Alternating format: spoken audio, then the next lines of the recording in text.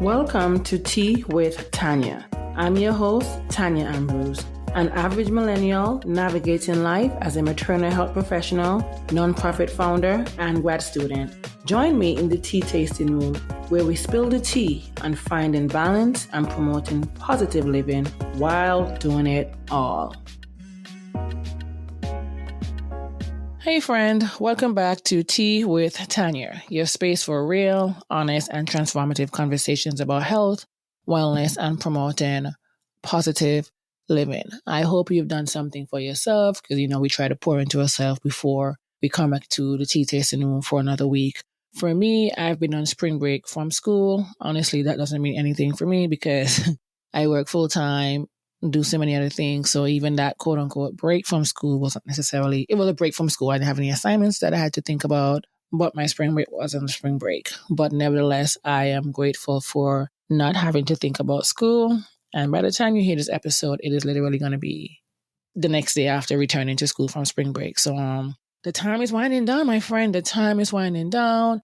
Your girl is literally a few weeks away from graduating, and I don't know how to feel still. Like I said in the last episode, I don't know what to do. It's still bittersweet, but I am looking forward to that day where I can hopefully get some more time in my life to do some of the other things that I already do. But nevertheless, I hope you did something for yourself for this week. As you know, friend, it is Women's History Month, and while we celebrate the incredible women who have paved the way for us, we also need to have an honest conversation about the reality of that legacy. Because let's be real, so many of the women who came before us, they were strong, resilient, and groundbreaking, but they were also exhausted, overworked, and carrying burdens they shouldn't have had to carry alone, if we keep it in a buck. But for generations, women have been expected to do it all, to push through exhaustion, sacrifice sleep, ignore stress, and show up for everyone but themselves. We've watched our mothers, grandmothers, and ancestors work twice as hard. They've endured more and never complain. And if we're not careful, we continue that cycle. That's running on fumes, constantly overwhelmed, and feeling like no matter how much rest we get, we're still drained. And I've been feeling this firsthand, if I can be honest with you, my friend. My body has been sending me all the signals, like all the signals you can think of. The weight gain, the bloating, the sluggishness. And for a while, I kept thinking, okay, you know what? Maybe I need to change my diet or work out more. Mind you, I'm not a person that necessarily eat unhealthy. I barely even eat, if I'm being honest. But when I do, that sounds so wrong. But when I do, it's always something somewhat healthy. It's nothing unhealthy or anything bad. Last year, I started working with a trainer. The first half of the year, and I saw changes in my body. I was feeling good, and then I fell off the wagon the second half of the year. And then I am back to working out with a trainer now again, but this time just seemed a little bit different. So, through therapy and just really observing like what's happening within and out of my body, when I really sat with it, I realized, what? My stress levels are through the roof. Okay, like at this point, they're beyond the roof. They're heading to the sky at this point in time. And, between running a nonprofit that's growing, the things that I've always wanted and I've envisioned when I first started this nonprofit, they're happening. Slow and steady, obviously, wins the race. They're happening. I think God is just telling me, what, Tanya, I know you got this. You can handle everything. So I'm going to start answering all the prayers all at once, But I'm not complaining. I am not complaining at all. But between running a nonprofit, hosting this podcast, being a full-time grad student and working full-time, and still trying to be present for my loved ones, my body is in survival mode. And when you're constantly in survival mode, your body holds on to every single thing. The weight, the stress, the exhaustion, even emotions you haven't processed. And if I'm being honest, friend, I am still working or still need to process some of the emotions from 2024, to be honest with you, at least the latter half or the latter part of 2024. So today, we're breaking that cycle because burnout is not a badge of honor. Feeling drained all the time is not normal. And if you've been feeling this way, like you're running on empty, you're overwhelmed and disconnected from yourself, well, my friend, this episode is for you, okay? We're going to talk about what emotional exhaustion really looks like, how to recognize when you're past the point of just being tired, and most importantly, how to recover and reclaim your energy. So grab your tea, get cozy, and let's get into it, okay? Now, let's talk about what emotional exhaustion really looks like. Because this isn't just the, oh, I didn't get enough sleep last night, kind of tired. It's much deeper. This is deeper. This is the kind of tired that lingers, that no amount of coffee can fix it. Now, I know in here, we're all about the tea. We're all about the tea tasting. We are tea girlies. But we know, again, many people do drink coffee, and they do that to essentially give them the energy so they can continue to go and go and go. But this is not the the kind of tired that coffee is going to fix in the next morning. It doesn't go away even after a full night's sleep or a weekend of rest. It's the kind of exhaustion that doesn't just live in your mind. It shows up in your body, your emotions, and your ability to function day to day. So I want to talk about some of the signs that you are emotionally exhausted. And some of these signs that I'm going to be sharing with you is what I would have observed in myself, and what better way than to talk about it with you. So some of that is small tasks feel overwhelming. Like things that used to be simple, let's say for answering an email, making a decision, or even getting out of bed, now feel like a massive effort. Even something as small as responding to a text message feels like too much. And for me, I've always been the person that if you sent me a text today or an email at 10 o'clock, by 10:01 or 10:02, you're getting a response. That's the kind of person that I am. Not anymore. Like these tasks, they just feel overwhelming. Like I'm the person now where I respond to a message or a text or an email a day or two later or many hours after receiving said message. So that is one of the signs that you are emotionally exhausted. The other one is no matter how much you rest, you still feel drained. You could get 8 hours of sleep. You could take a day off or even go on a vacation and still wake up exhausted. Then you start to realize that sleep isn't fixing the issue because your exhaustion isn't just physical, it's emotional, mental, and even spiritual. The other thing is you feel disconnected from things that used to bring you joy. You're no longer excited about your favorite hobbies, music, or shows, and even spending time with loved ones feels draining instead of fulfilling. I know for me, music is my escape for whatever reason. So when you hear artists saying, music is my escape, it's my therapy, it is true for me because I could be cleaning, cooking, whatever I'm doing in the car, because one thing I'm going to do is have a carpool karaoke. I'm going to listen to music over and over and over. Sometimes I could be sad as heck, but I'm going to listen to the saddest songs too. Don't ask me why. I don't know what's the science behind of that. But even that became, I just felt disconnected in a sense from my music. I wasn't listening to my music the way I used to. Or if I was, it wasn't bringing me the joy that it used to. I'm a TV show girly. I would watch every TV show under the sun. In recent times, I have fallen so behind on my TV shows. I was like, what in the world is going on? This is not me. There are TV shows that I'm still yet to watch. No. So my best friend would have gone on without me watching these different shows. And then I have to give a shout out to a very consistent listener, Lala, because we tend to exchange voice notes from time to time talking about these different shows. But I started feeling disconnected. I'm not there right now because I'm back into my catching up in my TV show era. But that's also a sign that you are emotionally exhausted. And then there is the irritability and brain fog. You find yourself snapping at people over the smallest things. You struggle to concentrate, forget things easily, and feel like your brain is running on slow mode. For me, I will say my brain is running in fast motion. Like my brain moves a mile per half a second. Like that's how much my brain has been going.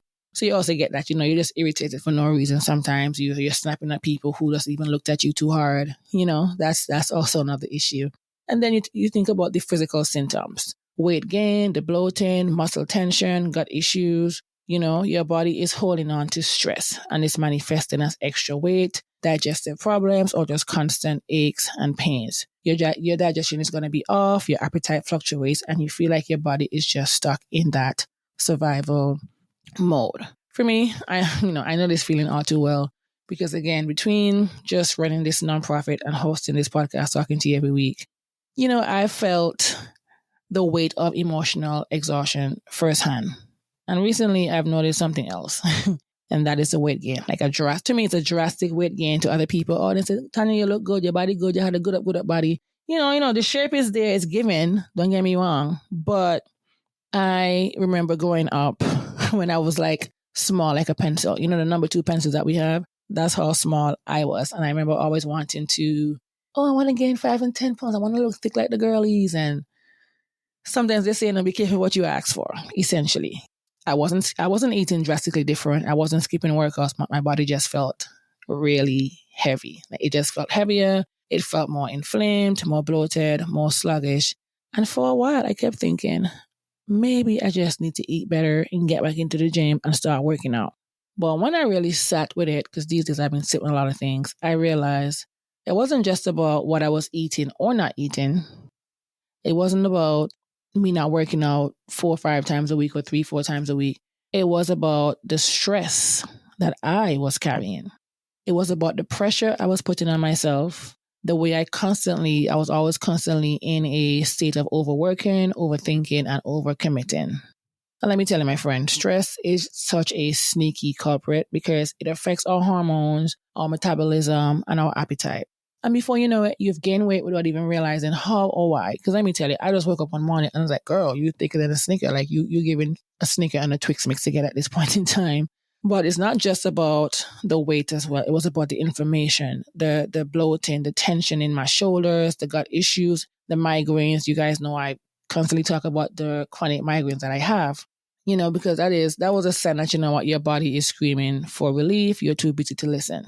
That's when I had to take a step back and ask myself, am I just tired, or is my body shutting down because I'm emotionally exhausted? And I had to ask that question to myself over and over and over. And here's what I've learned. When we're emotionally exhausted, our body's go into what we call a fight or flight mode. And when that happens, our cortisol levels spike. And what does your cortisol level do? It makes our bodies store fat, retain water, crave sugar, and hold on to weight.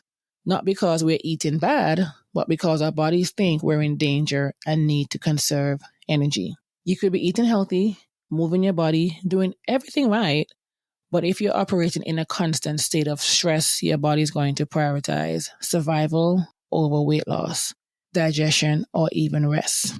So let me tell you some of the things that I've had to learn when it comes to having a high cortisol level. So high cortisol equals stress weight.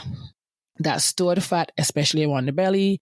I have spoken about this many times. I'm like, what, my belly's giving that is this giving too big? What's going on? This is not me weight shaming anyone or me even, no, it's just what I've noticed. But also, this is what happens when you have high cortisol levels. So that's stress weight, stored fat, especially around the belly. It's going to be increased cravings, especially for sugar and carbs. And then it's going to be disrupted digestion and gut health and hormonal imbalances that make weight loss harder. I've been in the gym almost 3 months now, or 2.5 months essentially, and I haven't necessarily seen much of a change yet. Whereas last year when I started the gym back in January, I was already seeing a drastic improvement or change in my body and how it looked by March as well. And that's when I had to start looking into myself because, again, this is not what I want. Like, the body may look good. The body good up. The shape is there, is giving Coca-Cola, but it's not, my knees are hurting. Like, it's just not where I want to be from a health standpoint, especially for someone who has high cholesterol. You definitely want to ensure that you're getting your cortisol level to a point that's manageable as well. So that's something you also want to talk to your doctor about as well. So if you've been gaining weight and you don't understand why, or if your body feels inflamed, bloated, or just off, don't just look at your diet, my friend. Look at your stress levels, your emotions, your nervous system, because this isn't just about food. It's about how safe, rested, and nourished your body feels. So some of the signs that you are emotionally exhausted, again, small task feels overwhelming. No matter how much you rest, you still feel drained. You feel disconnected from things that used to bring you joy. Irritability and brain fog, and then the physical symptoms such as, weight gain, bloating, muscle tension, and gut issues as well. So you definitely want to ensure that you are taking good care of yourself. You're looking in to see what is causing my weight gain, what is causing me to feel off. Again, that high cortisol level, that's going to equal to the stress weight, how you show up in your body, storing excess fat, especially on your abdomen, your belly area, these different things. So you definitely want to look into that because, again, it's not about food. It's about how safe, rested, and nourished your body feels. So now that we know what emotional exhaustion looks like, let's talk about how we actually recover. Because this isn't just about taking a nap. It's about reprogramming the way we take care of ourselves. Okay, friend? We've been conditioned for a very long time to believe that rest is something that we earned. after working ourselves to the point of exhaustion. Like if you can relate, just wait, take a sip of your tea or just wave your hand. But real recovery, it starts with unlearning those beliefs and giving ourselves permission to rest, set boundaries, and choose joy without guilt. That was a big one for me as well. Choosing joy without feeling guilty. This is also about breaking the cycle of burnout and creating a life that feels nourishing, not just productive. So let's get into it. Here are the 5 key steps to actually recovering from emotional exhaustion. And what I'm sharing with you is what I have gone through, what I'm currently going through, as well as far as the steps I'm taking to really and truly recover from that. And step 1 is rest without guilt. My friend, if you take one thing from this episode, let it be this. Rest is not a reward, it's a requirement. Rest is not a reward, it is a requirement. We live in a world that that glorifies overworking. But let me just say this loud and clear. Listen to this. You do not have to be exhausted to be worthy. And I've had to learn this lesson the hard way when I experienced my burnout for the first time back in 2022. You don't have to earn your rest. Your body, your mind, and your spirit, they all need time to reset. Sometimes we see on social media when we talk about, Sunday reset. No, your body, your mind, and your spirit, they all need time to reset. So you definitely want to say no to obligations that drain you. If it's not a full body yes, then it's a no. It's just that simple. You don't have to do everything for everyone, all right? And then recognize that rest is productive.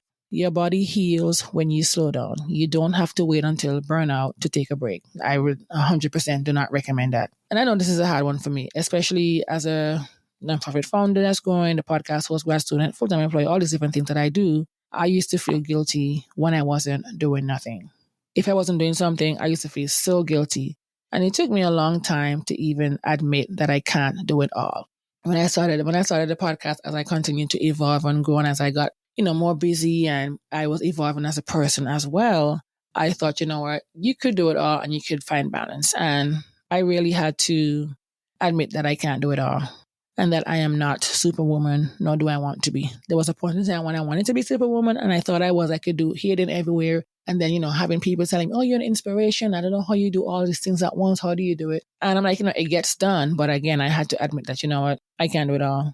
I'm not Superwoman, and I don't want to be. I had to learn that resting doesn't mean I'm failing.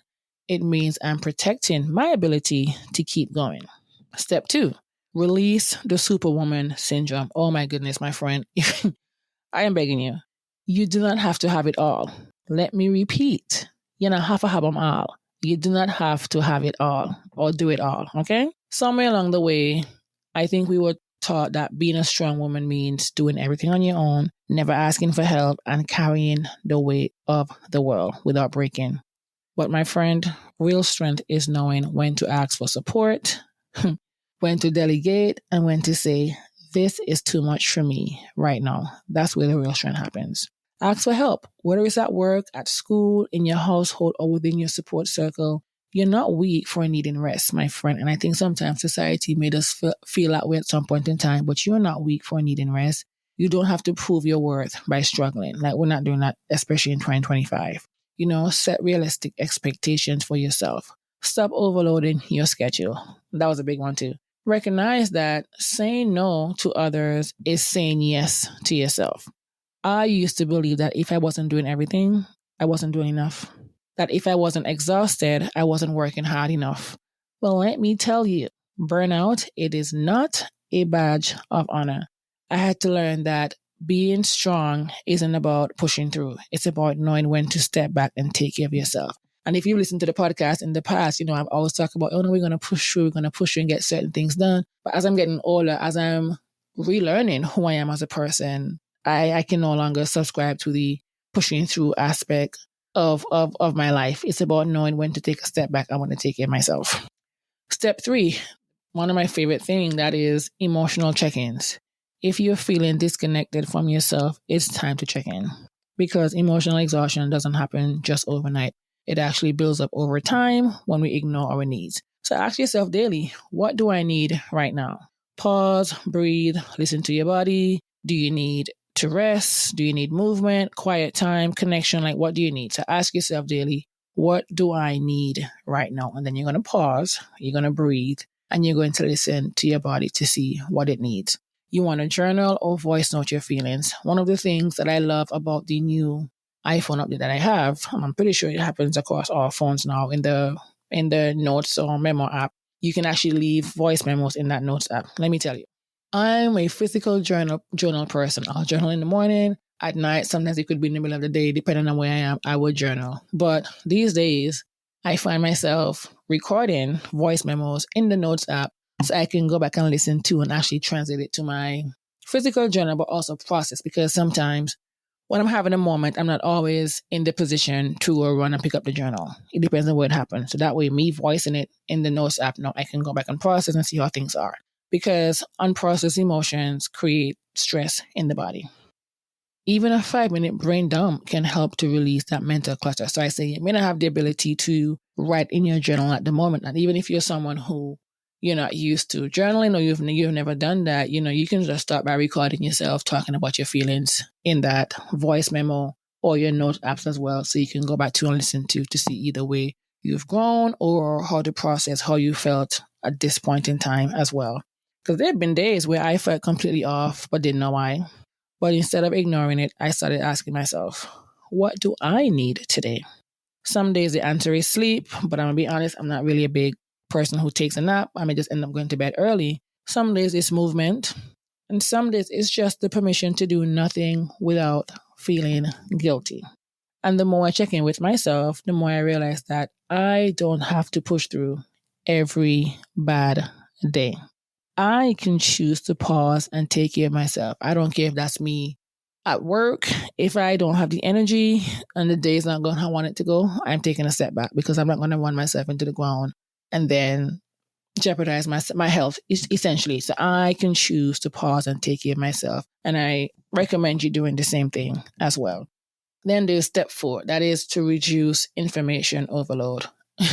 That has been my thing since, honestly, November 20th. I promise you, I have been working on just reducing information overload. Like at the US elections, after the results came out, I'm like, you know what? I need a social media break, because I just know it's going to go haywire after that. And I didn't have the mental capacity to even take that. So I'm like, you know what? Let me get off of social media for a month, see how that goes. And then I can always come back and do X, Y, Z.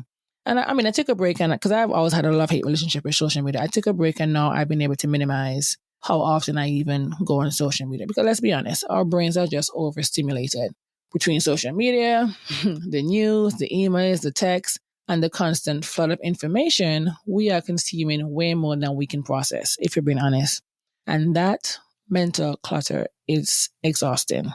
So I encourage you to just limit social media and news consumption. Overexposure to negativity adds to emotional exhaustion. Protect your peace by setting boundaries with your screen time. For me, I have a limit of 3 hours a day across all social media platforms. I'm contemplating, taking it down a notch to maybe an hour or 2, but definitely just set boundaries with your screen time.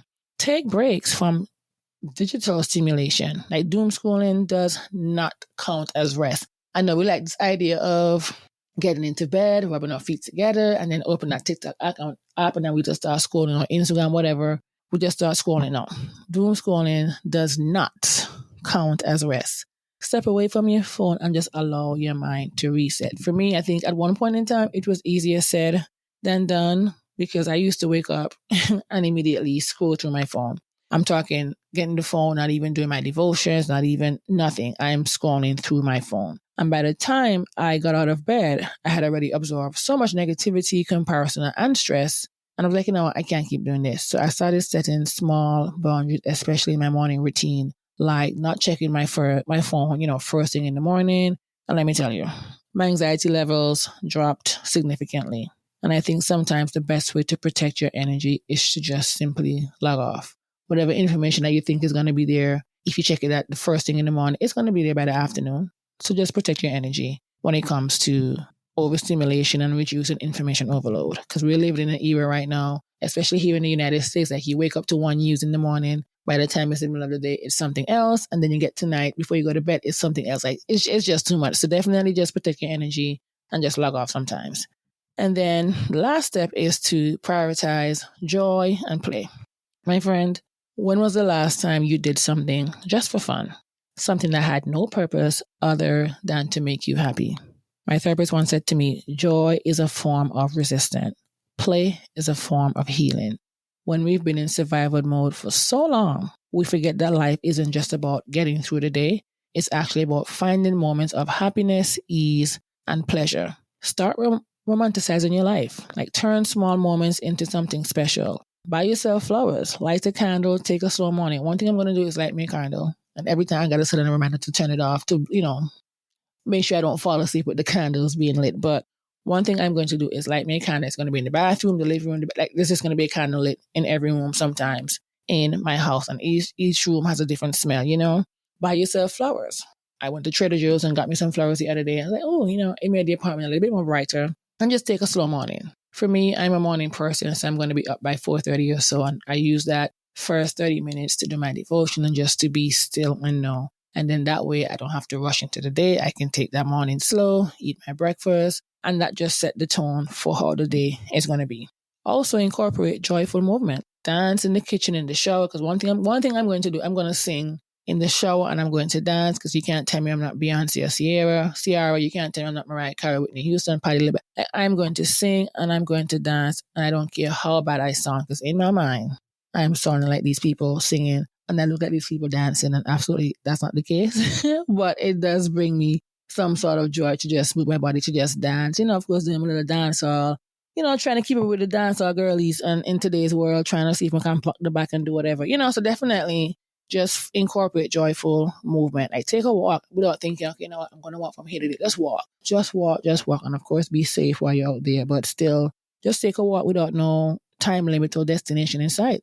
Move your body in a way that feels good, not just for fitness, but for pleasure. Because I think sometimes we get so caught up in, I want to move my body, but it's more so from a fitness standpoint and not necessarily for pleasure. And I've been working on reframing my mindset when I approach the gym as well. Yes, it's about fitness. It's about me building stamina. It's about me losing weight. But I'm trying to reframe that mindset where I can go work out with my trainer, and instead of complaining to him about, I don't want to do this set, or I want to do 10 instead of 12 or whatever, I'm just doing it for pleasure at this point. Because I think in my mind, I'll be able to do that. It'll let me shed the weight faster, or just let me feel even better about myself. And for me, it's just about letting go of the idea that everything I do has to have a productive outcome. I used to think that if I wasn't doing something or working toward a goal, I wasn't being valuable. Let me tell you, those are some of the most stressful parts of my life. But joy isn't just about checking boxes. It's honestly about just reconnecting with the part of yourself that just wants to be. Just be.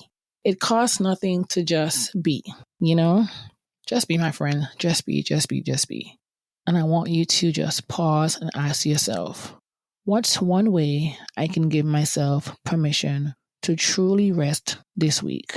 Not earn rest, not deserve rest, but just allow myself to rest simply because I need it.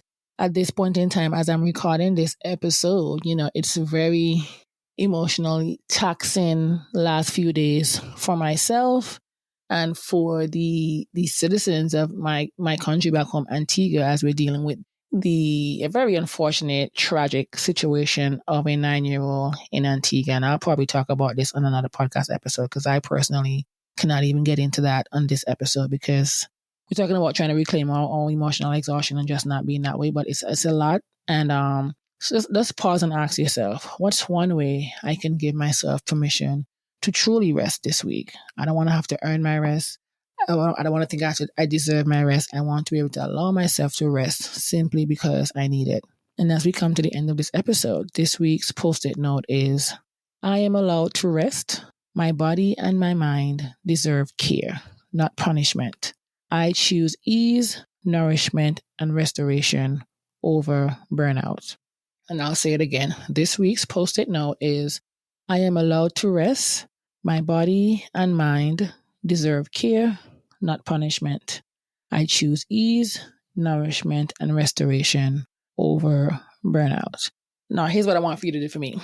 DM me on Instagram and tell me what's one way you're choosing to rest this week. I just want to know. Just one way. For me, I got to figure out the answer. By the time this episode comes out, I'll be able to tell you more, probably over an Instagram story what's a way that I can choose rest this week, given that I'm back into school after spring break.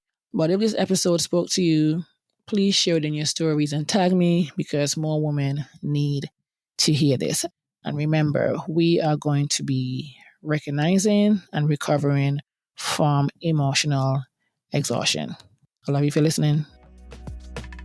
Thank you for joining me for another episode of Tea with Tanya. If you like this episode, be sure to share it with a friend. Don't forget to follow on Instagram at Tea with Tanya Podcast. Be sure to subscribe to the weekly Tea Talk newsletter. And of course, rate on Apple or Spotify and subscribe wherever you listen. See you next time. I love you for listening.